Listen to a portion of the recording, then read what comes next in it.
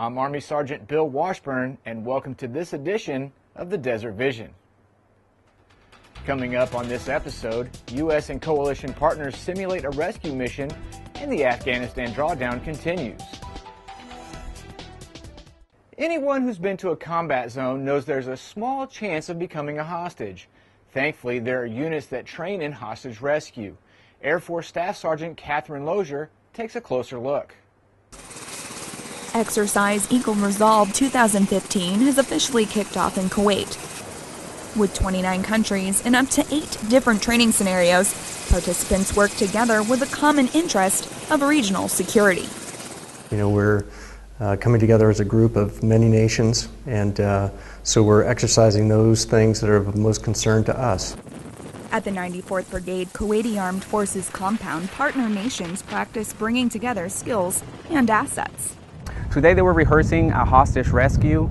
So they integrated helos, helicopters, integrated M1113s, and different other types of different vehicles, and they come in basically just for a scenario of a hostage rescue.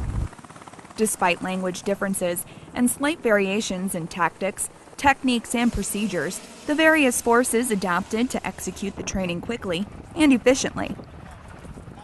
Well, real world, as you may know, we all have one common goal, fighting the terrorist threat that is happening all around the world.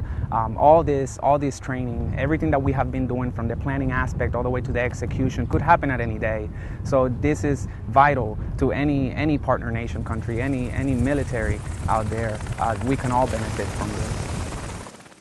In order to maintain control of a battle space, you need to have a strong show of force. Big guns and big bullets reign supreme at FOB Fenty, Afghanistan. Army Captain Charlie Emmons shows us how. For the artillery crew members at Operational Base Fenty, speed and precision are qualities that have earned them an important role in force protection. So I was able to basically handpick my guys. So I've got pretty much the best of the best from my battalion.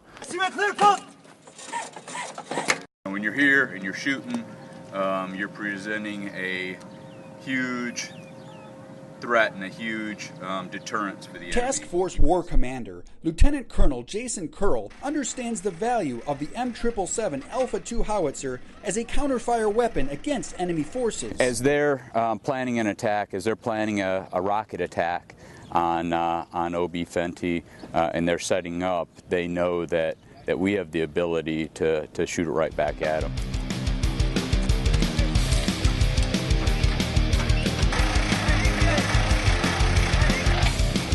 172317 quadrant 728.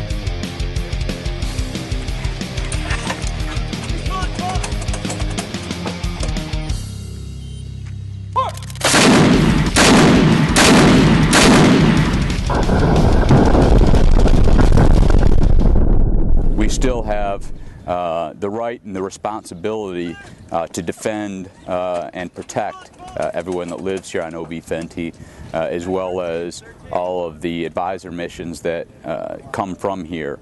So having this capability, even in a non-combat mission, is a great asset. From Afghanistan, Captain Charlie Emmons, TAC East Public Affairs.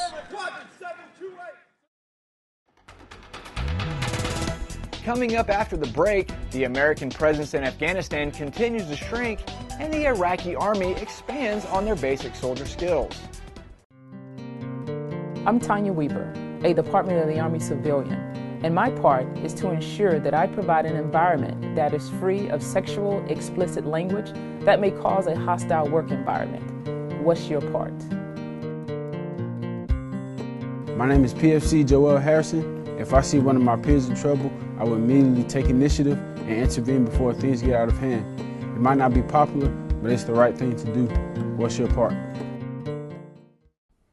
Suicide prevention always starts with you and follows a 3-step process described in the acronym ACE. The first step is ask your buddy. Have the courage to ask the tough question, but stay calm. You know your friends. Look for a change in their behavior. Hey man, some of the guys at work have been noticing you've been a bit depressed. Are you okay? The second step is care for your buddy. You can do this by actively listening to them and providing help. If there's anything you want to talk about with me, I'm here for you. I appreciate that. Thank you. Have you considered talking to the commander or the chaplain? The third step is escort your buddy. Never leave them alone. Hey man, the chaplain and the commander are great guys. They come around so often and talk with me about my problems. So to recap, ACE stands for ask your buddy, care for your buddy, and escort your buddy. Saving your buddy's life starts with you.